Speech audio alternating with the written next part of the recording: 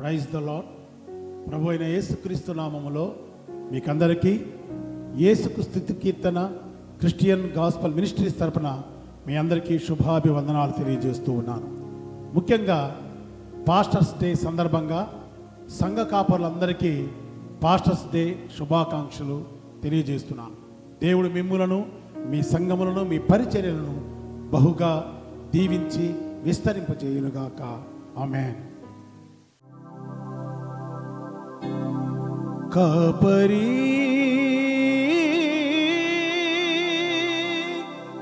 ఓ కాపరి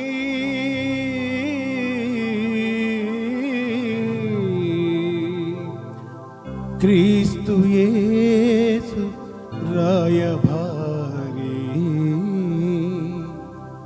ఆత్మలను పట్టుజాలరి కాపరి ఓ కాపరి క్రీస్తు యేసు రాయభారి ఆత్మలను పట్టుజాలరి దేవుని మందకు మాదిరి, దేవుని మందకు మాదిరి కాపరి ఓ కాపరి కాపరి ఓ కాపరి.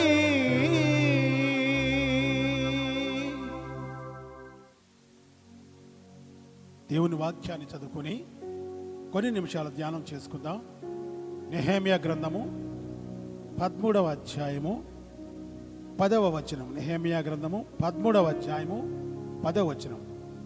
మరియు లేవీయులకు రావలసిన పాళ్ళు వారికి అందక పోవట చేత సేవ చేయు లేవీయులను గాయకులను తమ పొలములకు పారిపోయారని తెలుసుకొని.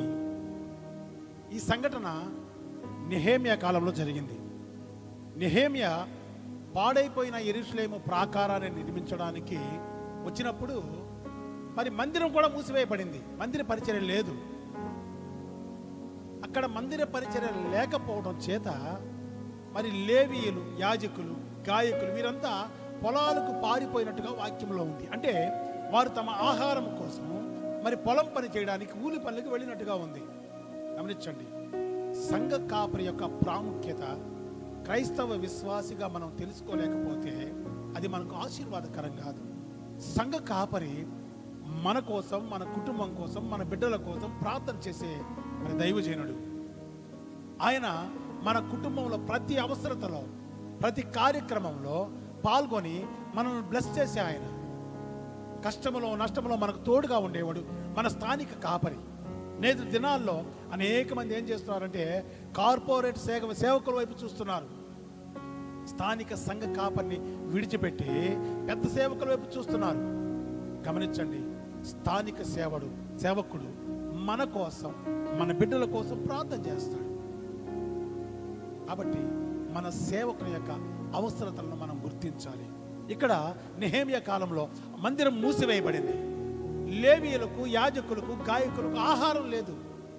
కనుక వారు ఆహారం కొరకు మరి పంట పొలాలకి కూలి పనులకు వెళ్ళినప్పుడు నెహెమ్యాకు ఆ విషయం తెలిసినప్పుడు బాధపడి తిరిగి దేవుని యొక్క మందిరాన్ని తీసి, మందిరాన్ని ప్రతిష్ఠించి లేవీయుల కొరకు తమ పాళ్ళు తెప్పించి వాళ్ళందరికీ కూడా ఆహారాన్ని అందజేసినట్టుగా దేవుని వాక్యంలో ఉంది.